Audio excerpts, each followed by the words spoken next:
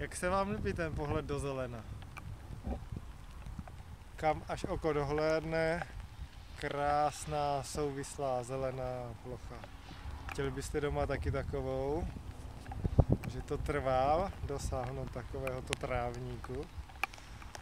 No, může to trvat roky a může to trvat nekonečně, anebo to může trvat taky týden, protože tento trávník tady čeká na to, až ho podříznou, ne že by ho zabili, ale jakože ho připraví na přepravu a následně ho naloží na palety a vyrazí na cestu za vámi. Takže již příští týden můžete mít takovýto krásný trávník doma.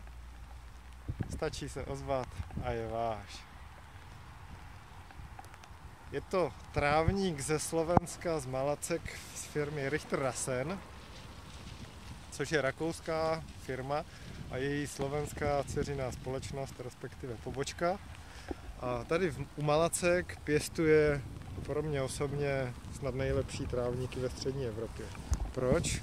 Protože tady takové specifické podloží, které sami vidíte, je značně písčité a díky tomu tady vzniká ohromný trávník s ohromnou hustotou.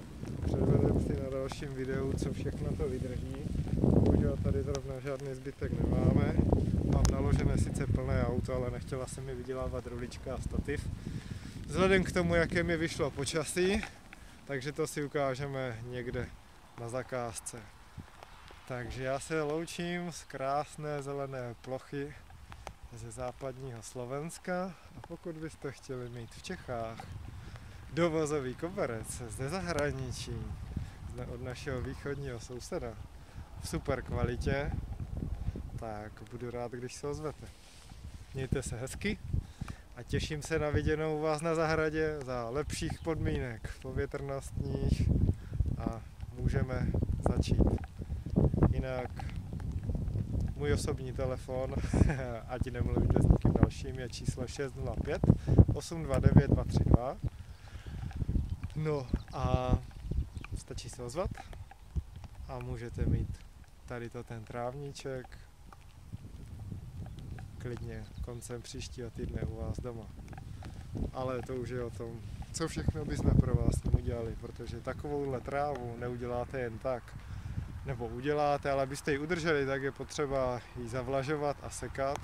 Takže nejlepší bude, když se ozvete, domluvíme se, vymyslíme trošku, jak to vyřešit, uděláme automatickou závlahu, namontujeme robotickou sekačku a na závěr vám položíme tento krásný koberec. Užijte si pohled na něj naposledy, dokud není u vás doma a těšte se. Těším se na viděnou, mějte se krásně a užívejte si svou zahrádku přiměřeně, aktivně a hlavně k radosti. Naschle.